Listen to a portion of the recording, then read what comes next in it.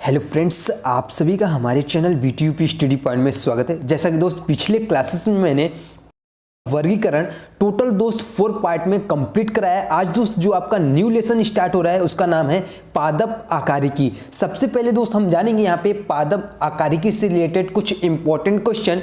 सबसे पहले दोस्त हम आपको बताएंगे पादप का आकारिकी के अंतर्गत आपको क्या क्या पढ़ने हैं।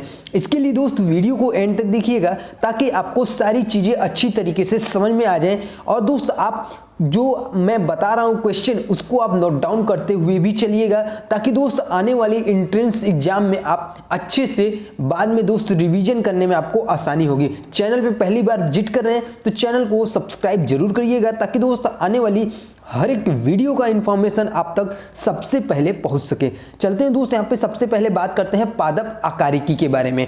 तो पादप आकारिकी में पौधों के विभिन्न अंग, जैसे अगर बात करें जड़, तना, पत्ती, फूल, फल, पुष्प, बीजों आदि इसकी रचनाएं और इसके विकास, यानी कि जो फूल पत्ती हैं, फल हैं, बीजों, इनके विकासों का टोटल अध्ययन आपका पादप आकारिकी कहलाता है। यानी कि कुल मिलाकर आप कह सकते हैं कि पादप आकारिकी के अंतर्गत उनकी विकास, यानी कि जड़, तना, पत्ती, उसके विकास और उसके विभिन्न अंगों के बारे में पूरा आपको इसमें जानकारी दी जाएगी इस लेसन के अंतर्गत। यानी कि पादप आकारिकी में क्या क्या आपको पढ़ने हैं। अब आता है दोस्त यहाँ पे प्रत्येक आवृत्त बीजी में प्रायः 2 भाग होते हैं। कौन कौन से होते हैं? एक होता है आपका मूल तंत्र और दूसरा होता है आपका प्ररोह तंत्र। ठीक है, अगर बात करें दोस्त मूल तंत्र में क्या आते हैं, तो मूल तंत्र में आपका जड़, तना और उसकी शाखाएं, ठीक है, जितने भी आप जड़ देख रहे हैं, तना देख रहे हैं और उसकी शाखाएं देखते हैं, ये आपका मूल तंत्र के अंतर्गत आएगा। ठीक है, अगर हम बात करें यही प्ररोह तंत्र की, तो प्ररोह तंत्र में पत्तियां, पुष्प, फल, जो भी चीजें हैं ये आपका प्ररोह तंत्र कहलाते हैं। ठीक है, दोनों चीजें दोस्त आपको बिल्कुल ही अच्छी तरीके से समझ में आ गई। अब हम दोस्त चलते हैं पादप आकारिकी से रिलेटेड जो आपके इंपॉर्टेंट क्वेश्चन है। ये भी दोस्त एंट्रेंस एग्जाम में आपके लिए वेरी इंपॉर्टेंट है। इसका मैं आपको 2 से 3 पार्ट में कंप्लीट कराऊंगा पादप आकारिकी चैप्टर को। इसके बाद दोस्त आपका ऐसे ही लगातार बढ़ते हुए चलेंगे। फिजिक्स और केमिस्ट्री भी आपको बहुत ही जल्द यहाँ पे देखने को मिलेगा। जैसा कि दोस्त मैंने आपको ऑलरेडी बता रखा है कि वीडियो जो है वो आपको फिजिक्स और केमिस्ट्री की भी मिलेगी। तो दोस्त यहाँ पे फर्स्ट क्वेश्चन हम यहाँ पे देखते हैं। पहला क्वेश्चन है मूलांकुर यानी कि रेडिकल के अतिरिक्त पौधों के किसी भाग से विकसित होने वाली जड़ें क्या कहलाती हैं? तो वो आपका अपस्थानिक मूल कहलाती हैं। क्या कहलाती है दोस्त? अपस्थानिक मूल कहलाती हैं। अभी हम आगे आपको बात करेंगे अपस्थानिक जड़ों के बारे में। विभिन्न जो आपके डिटेल्स हैं, सारे डिटेल्स मैं आपको यहाँ पे शेयर करूंगा। अगले क्वेश्चन की ओर चलते हैं। यहाँ पे मूलांकुर जो आपका रेडिकल है से विकसित होने वाली जड़ी क्या कहलाती हैं? तो उसका क्या नाम है? मूसला जड़ें, जो कि मूलांकुर से विकसित होती हैं। अगले क्वेश्चन की दोस्त यहाँ पे बात करते हैं। सभी क्वेश्चन दोस्त आपके लिए इंपॉर्टेंट हैं, इसलिए एक एक क्वेश्चन को नोट डाउन करते हुए चलिएगा ताकि दोस्त आप आगे आसानी से रिवीजन कर सकें। नेक्स्ट क्वेश्चन है श्वसन मूल किसमें मिलती है? तो ये आपका जूसिया में मिलती है श्वसन मूल। नेक्स्ट अगला क्वेश्चन है आपका डहेलिया की जड़ें कैसी होती है? तो ये आपका कंदिल और पुलकित होती हैं जो आपकी डहेलिया की जड़ें होती हैं। अगला क्वेश्चन है आपका उपरिरोही मूल किसमें मिलती है? तो ये आपका आर्किड्स में मिलती है। ठीक है, नेक्स्ट अगले क्वेश्चन की दोस्त यहाँ पे बात करते हैं। अगला क्वेश्चन है न्यू मेटाफोर्स यानी कि श्वसन मूल प्रायः किसमें मिलता है? तो ये आपका मैंग्रोव पादपों में मिलता है। किसमें मिलता है दोस्त? मैंग्रोव पादपों में मिलता है जो आपका श्वसन मूल होता है। अगला क्वेश्चन देखते हैं दोस्त। यहाँ पे अगला क्वेश्चन है स्टील रूट यानी कि अवस्तंभ मूल किसमें पाई जाती है? तो ये आपका गन्ने में पाई जाती है stilt root. Very important question है, इस क्वेश्चन को नोट डाउन जरूर करिएगा। अगले क्वेश्चन की दोस्त यहाँ पे बात करते हैं। नेक्स्ट क्वेश्चन है मक्का, ज्वार तथा गन्ने में कैसी जड़ी पाई जाती हैं? तो वो आपका अवस्तंभ मूल जड़ी पाई जाती हैं। किसमें? मक्का, ज्वार और गन्नों में। आपने देखा होगा दैनिक जीवन में जो आपके गन्ने की जो जड़ी होती हैं वो कैसी होती हैं? वो आपका अविस्तंभ मूल कहलाती हैं।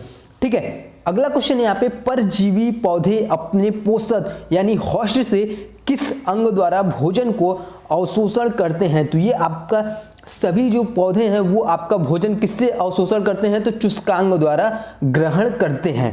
ठीक है, जितने भी आपके परजीवी पौधे होते हैं वे अपना भोजन किसके द्वारा ग्रहण करते हैं? तो आपका चुस्कांग द्वारा ग्रहण करते हैं। अगले क्वेश्चन की दोस्तों यहाँ पे बात करें, ये भी आपका इंपॉर्टेंट क्वेश्चन है, इसे आप नोट डाउन जरूर करिएगा। ब्रायोफाइलम, ब्रायोफाइलम में पौधों का प्रसारण होता है तो किसके द्वारा होता है? वो आपका पत्तियों के द्वारा होता है ब्रायोफाइलम में पौधे का प्रसारण। अगला क्वेश्चन देखते हैं यहाँ पे, मूल रोम। ठीक है, मूल रोम क्या होते हैं? ये आपका एक कोशिकीय होते हैं। जितने भी आप मूल रोम देखेंगे ये सारे ही सारे आपके क्या होते हैं? एक कोशिकीय मूल रोम होते हैं। ठीक है, नेक्स्ट अगला क्वेश्चन देखते हैं दोस्तों। यहाँ पे मैंने आपको बताया इस पहले चीजें में कि गेहूं, मक्का, ज्वार एवं बाजरा की जड़ें कैसी जड़ी पाई जाती हैं? तो उस सभी में आपका अपस्थानिक जड़ें पाई जाती हैं। ठीक है, इसके बारे में दोस्त मैंने आपको ऑलरेडी पहले ही बता रखा है। नेक्स्ट अगला क्वेश्चन है, इपीब्लेमा पाया जाता है तो किसमें पाया जाता है? वो आपका जड़ में पाया जाता है, इपीब्लेमा। अगले क्वेश्चन की दोस्त यहाँ पे बात करते हैं, परवल और शकरकंद में पौधों का प्रसारण होता है तो किसके द्वारा होता है? वो आपका जड़ों के द्वारा होता है प्रसारण। किसमें? परवल और शकरकंद में। अगला क्वेश्चन देखते हैं दोस्त, यहाँ पे नेक्स्ट क्वेश्चन है, शकरकंद तथा परवल का प्रसारण किस विधि द्वारा किया जाता है? तो आपका रूट कटिंग विधि द्वारा प्रसारण किया जाता है। किसमें? शकरकंद और परवल में। अगला क्वेश्चन है दोस्त यहाँ पे, स्तंभ मूल यानी कि प्रूफ रूट क्या होती हैं? ये आपकी एक अपस्थानिक जड़ें होती हैं। अगर दोस्त अपस्थानिक जड़ें की बात करें तो ये अपस्थानिक जड़ें होती क्या है? तो मूलांकुर के अतिरिक्त पादप शरीर के किसी अन्य भाग से विकसित होने वाली जो जड़ें हैं उन्हें हम क्या कहते हैं? अपस्थापिक जड़ें कहते हैं।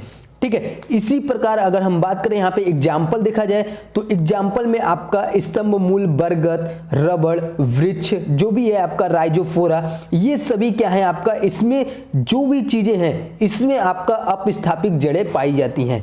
ठीक है, इस प्रकार की जड़ें कैसे होती हैं? वो आपका बीज पत्री पौधों में ही पाई जाती हैं। जितने आपकी बीज पत्री पौधे होंगे केवल उन्हीं में ही अपस्थानिक जड़ें पाई जाती हैं।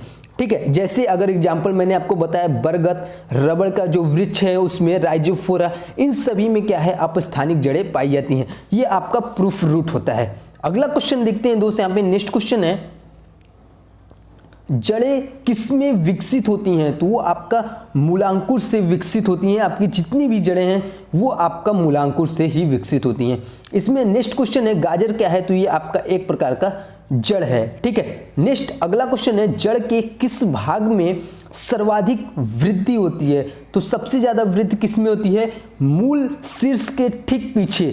ठीक है, जो आपका मूल शीर्ष होता है उसके ठीक पीछे, उसमें आपका जड़ का सबसे ज्यादा वृद्धि होता है, यानी कि सबसे ज्यादा विकास कहाँ होता है? मूल शीर्ष के ठीक पीछे। अगला क्वेश्चन है यहाँ पे, बरगद के पेड़ से के तने से लटकने वाली मोटी जड़ें क्या कहलाती हैं? तो वो आपका स्तंभ मूल कहलाती हैं। अभी मैंने आपको बताया था, इसके पहले क्या बताया था? कौन सा आपको बताया था दोस्त यहाँ पे? वो आपका अपस्थानिक जड़ें बताया था। ठीक है, लेकिन ये क्या है? आपका स्तंभ मूल है, जो कि आपने देखा होगा बरगद के पेड़ की एक मोटी अलग से जो लटकती है यहाँ पे मोटी जड़ें, ये आपका स्तंभ मूल कहलाती हैं। अगला क्वेश्चन है, पेड़ में हमेशा कौन रहता है? तो वो आपका जड़ें रहती हैं, जो कि हमेशा ही वहां पे रहती हैं। अगला क्वेश्चन है, हाइपोडर्मिस प्राय नहीं होते। किसमें नहीं होते? वो आपका जड़ में नहीं होते हैं। जड़ में क्या होते हैं? वो आपका एंडोडर्मिस होते हैं, वो जड़ में सदैव उपस्थित होते हैं। अगला क्वेश्चन देखते हैं, आलू का खाने योग्य भाग क्या होता है? तो उसका तना, जो कि हमारे खाने योग्य भाग होता है। अगला क्वेश्चन, नेक्स्ट क्वेश्चन देखते हैं यहाँ पे, पर्णकाय स्तंभ किसका रूपांतरण है? तो ये आपका तने का रूपांतरण है। ठीक है, जो आपका पर्णकाय स्तंभ है। अगला क्वेश्चन है, नेक्स्ट, नागफनी में प्रकाश संश्लेषी कार्य किसके द्वारा होता है? तो वो आपका पर्णकाय स्तंभ द्वारा होता है। नेक्स्ट दोस्त अगला क्वेश्चन देखते हैं, आर्किड्स में विलामेन जड़ें किस लिए होती हैं? तो वहाँ पे आपका जो विलामेन जड़ें होती हैं वो नमी को अवशोषित करने के लिए होती हैं। ठीक है, अगले क्वेश्चन की दोस्त यहाँ पे बात करते हैं। नेक्स्ट क्वेश्चन है, किस पत्ती में पर्णदल प्राय न्यूनीकृत होता है? तो वो आपका किस में होता है? शुष्कोद्भिद में। ठीक है, अगला क्वेश्चन है, शरद ऋतु में पत्तियां शाखाओं से टूटकर नीचे क्यों गिर जाती है? तो वो आपका विलगन परत के निर्माण के कारण जो पत्तियां हैं वो शरद ऋतु में पत्ती अपनी शाखाओं से टूटकर क्या होती हैं? गिर जाती हैं। वो किसके लिए? विलगन परत के निर्माण, यानी कि जब आपने देखा होगा कि शरद ऋतु में पत्तियां जो गिर जाती हैं और नए पत्ते आ जाते हैं। ठीक है, तो उसमें क्या होता है? विलगन परत का निर्माण होता है, जिसके कारण जो पुरानी पत्तियां होती हैं वो गिर जाती हैं और नई पत्तियां वहां पे आ जाती हैं।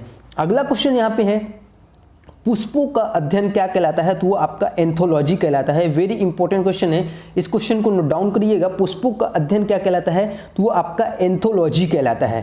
अगला क्वेश्चन है, वे पौधे जिनमें कभी पुष्प नहीं बनते क्या कहलाते हैं? तो वो आपका क्रिप्टोगेम्स कहलाते हैं, जिसमें कभी भी पुष्प नहीं बनते हैं। अगला क्वेश्चन है, किस प्रकार की कलिकाओं से कंटक, प्रतान तथा पत्र प्रक्रिया का निर्माण होता है? तो वो आपका कक्षस्थ कलिकाओं में निर्माण होता है। नेक्स्ट अगला क्वेश्चन है, पत्र प्रक्रियाओं का मुख्य कार्य क्या है? तो उसका मुख्य कार्य है कायिक प्रवर्धन।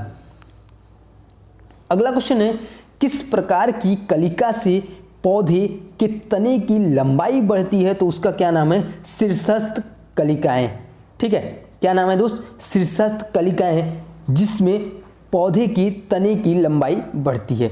अगला क्वेश्चन है, कलिकाओं में भोजन संग्रहित होने के कारण कौन सी रचना का निर्माण होता है? तो उसमें कौन सी रचना का निर्माण होता है?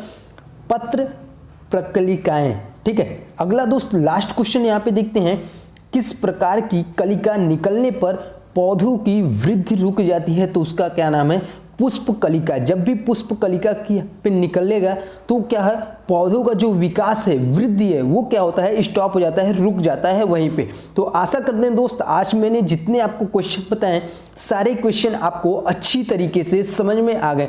तो दोस्त, जो भी हमारे नए यहाँ पे स्टूडेंट हैं, चैनल पे पहली बार विजिट कर रहे हैं, तो चैनल को सब्सक्राइब जरूर करिएगा, ताकि दोस्त आने वाली हर एक वीडियो का इन्फॉर्मेशन आप तक पहुंच सके। आशा करते हैं दोस्त वीडियो आपको पसंद आई होगी। वीडियो अच्छा लगा दोस्तों लाइक करिएगा और दोस्तों में शेयर करना ना भूलिएगा, ताकि इन्फॉर्मेशन और भी स्टूडेंट के पास पहुंच सके। Thank you.